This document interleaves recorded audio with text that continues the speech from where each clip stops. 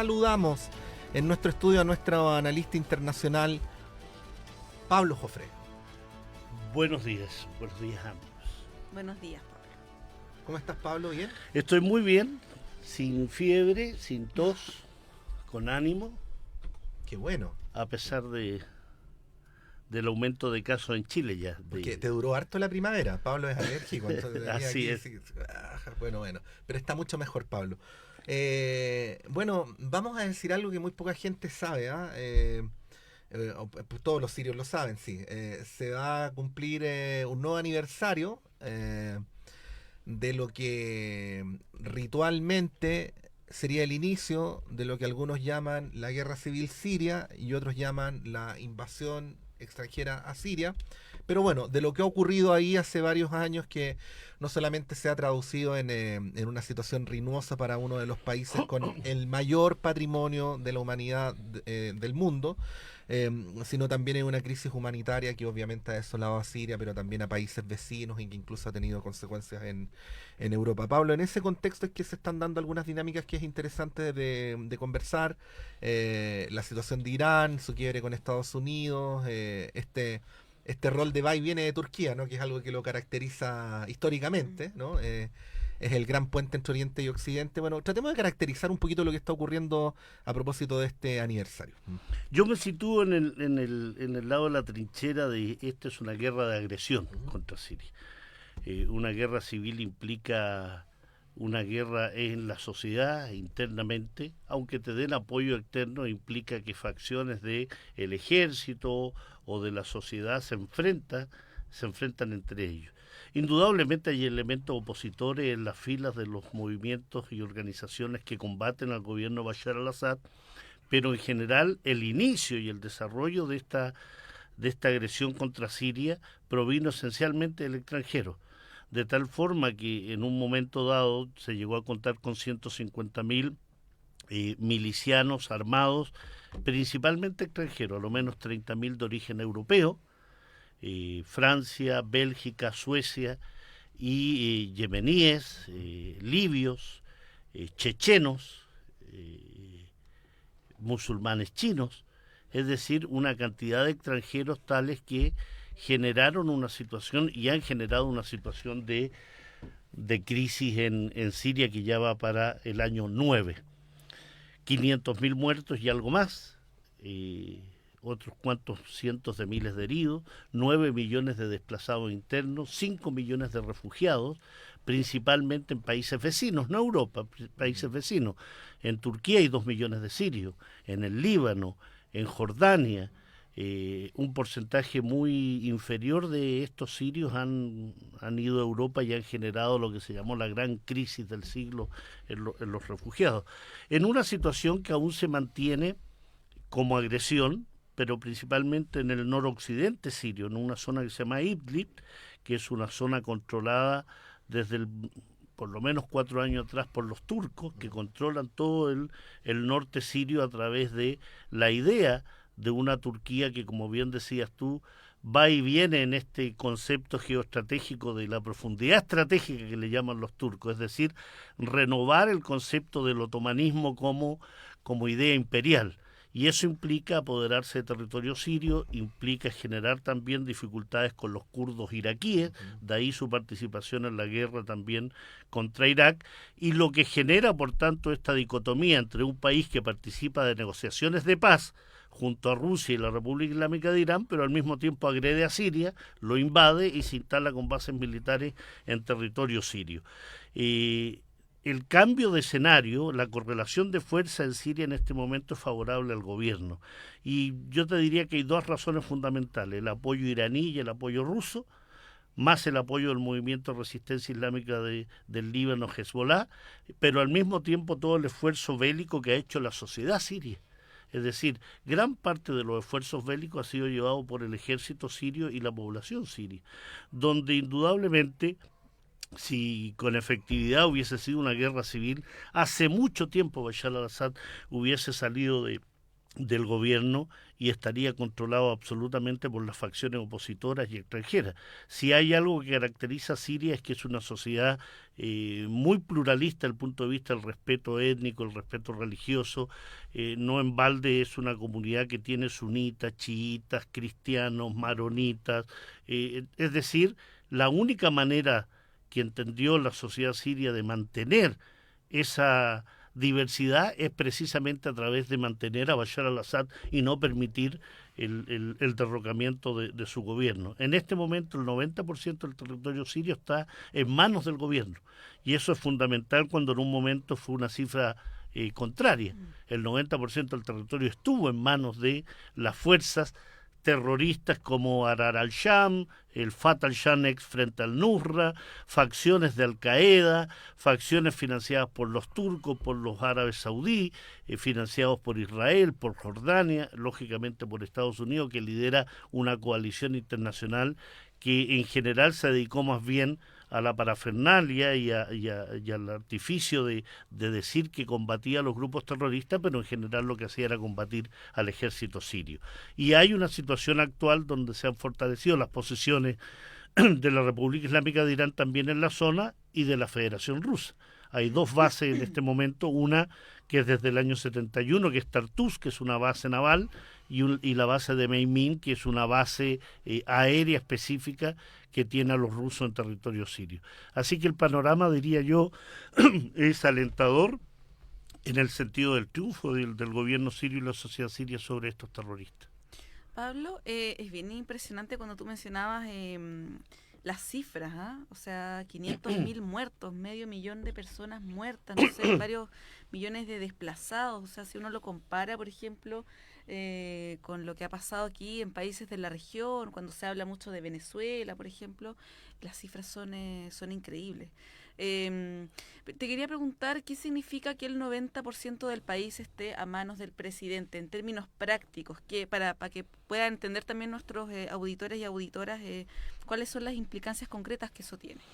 Las implicancias se ven en la última semana: abrir rutas de tránsito, abrir las carreteras, generar una situación de mayor normalidad en la producción petrolera siria, que estaba en manos precisamente de la oposición armada sirio extranjera. Eso implica que el gobierno sirio y la sociedad siria tienen acceso a sus materias primas, sus recursos naturales, que habían sido robados durante años por Turquía, por Israel, por precisamente estos grupos que a su vez beneficiaban a las transnacionales extranjeras.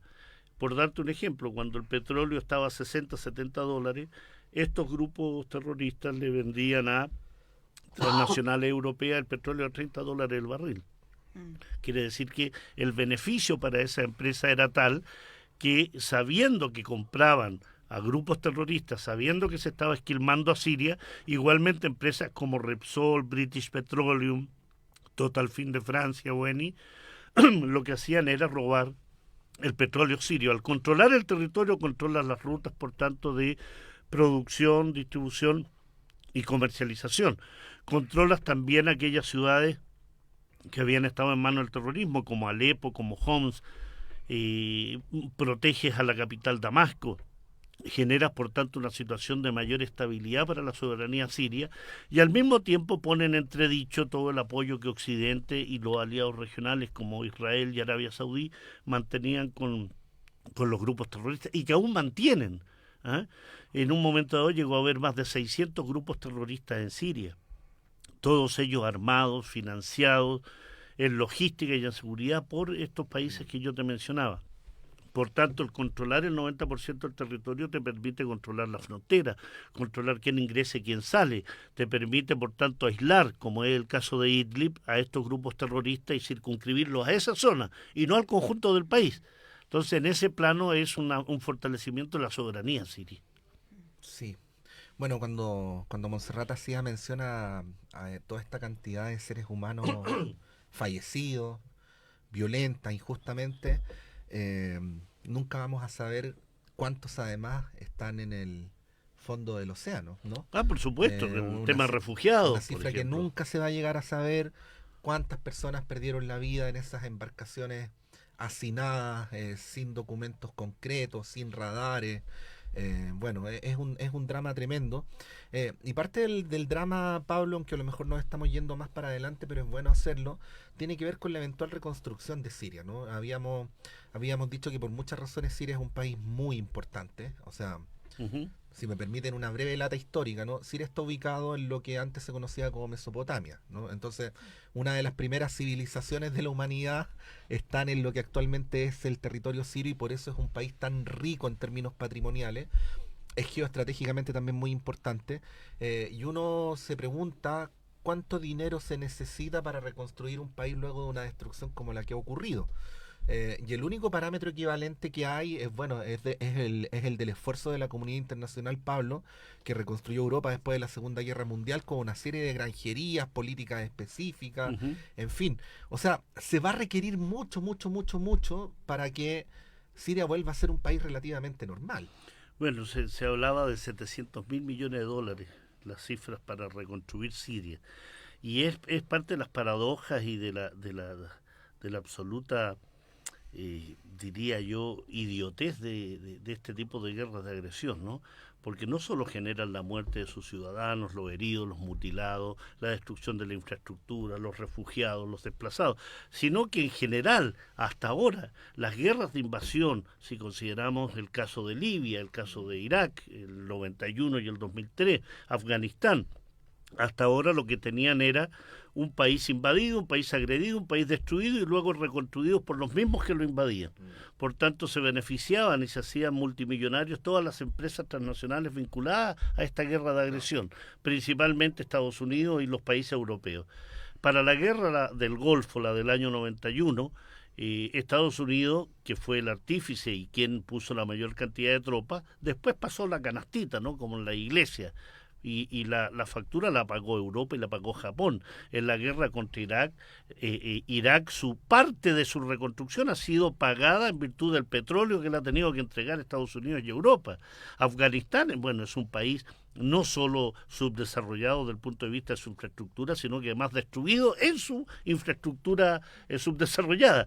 Y en el caso de Siria, otro de los puntos, Montserrat, interesante es que la recuperación de la soberanía implica que decidas quién te hace la reconstrucción. Y en ese plano el gobierno sirio ha decidido que no participará ninguno de los países que ha apoyado a los grupos terroristas contra Siria.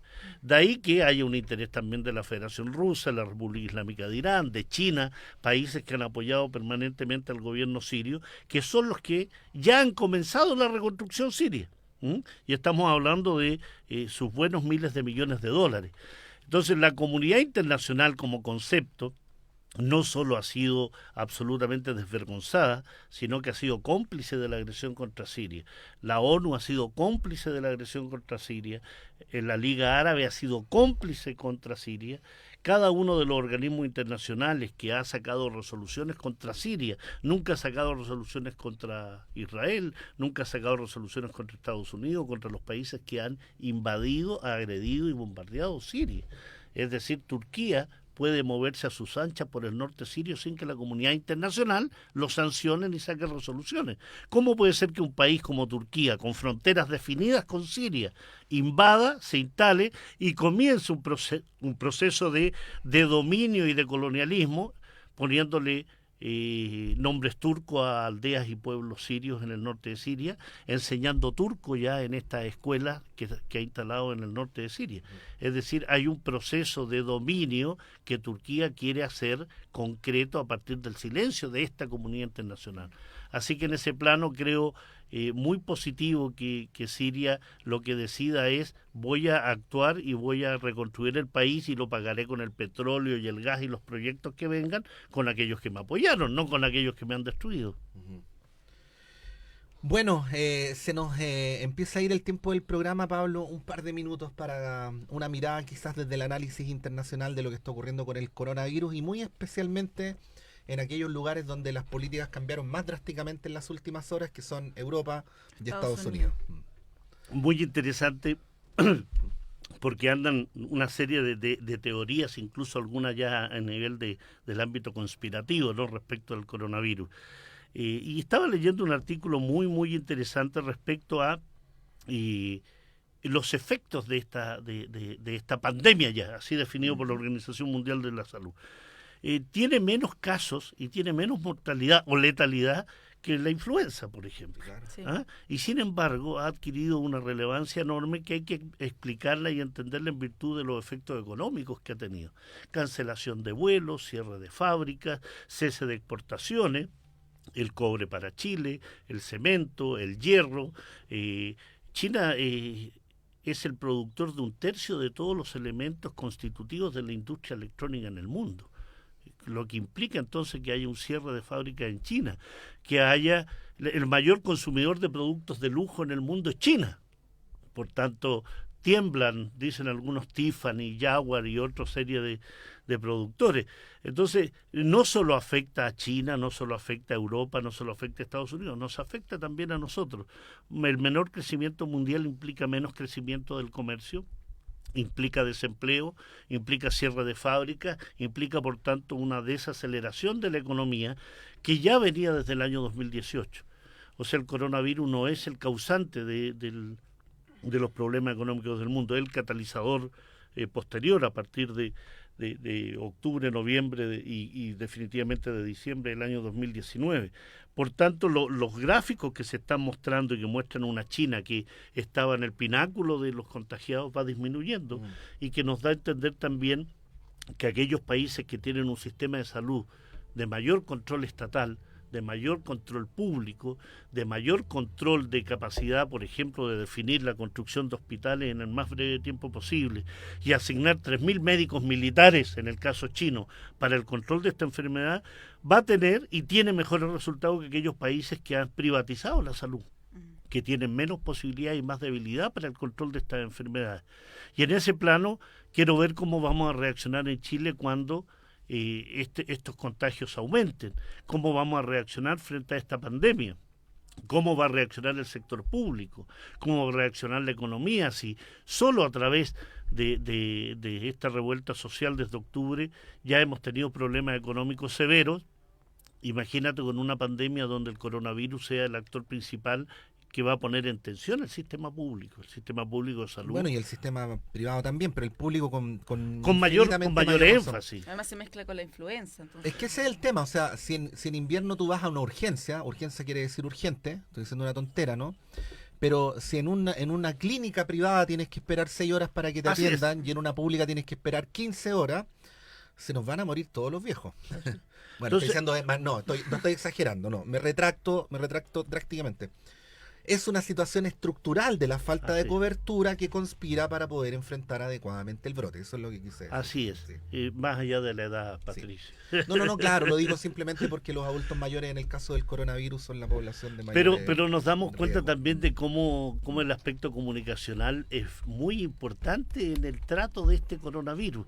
Solo la gripe española en el año 1918, con todas las salvedades que podemos tener de hace un siglo atrás, generó 50 millones de muertos en el mundo. 50 millones de muertos. La influenza, solo en Estados Unidos, en el último trimestre, los datos del último trimestre, según la Comisión de Salud norteamericana, fue de 20.000 fallecidos por la influenza. 20.000 fallecidos. Se habla también de la posibilidad cierta que en Wuhan, y no Yahoo como dicen algunos, en Wuhan, que se realizaron ejercicios militares, te lo doy como un dato, se realizaron ejercicios militares globales que son una especie de competencias olímpicas militares en Wuhan, donde asistieron soldados occidentales. Algunos de ellos, y lo está investigando la autoridad china, con influenza. Y que podría estar radicado ahí el foco o la catalización de los efectos del coronavirus, más todos los elementos relacionados con el pangolín, con los murciélagos, con los mercados, etcétera, etcétera. Así que es muy, muy interesante el seguir el desarrollo del origen del coronavirus. Bueno, estamos llegando al final de nuestra primera edición de Radioanálisis, tenemos que irnos corriendo, ya viene semáforo, nos encontramos mañana a las 7, que estén muy bien.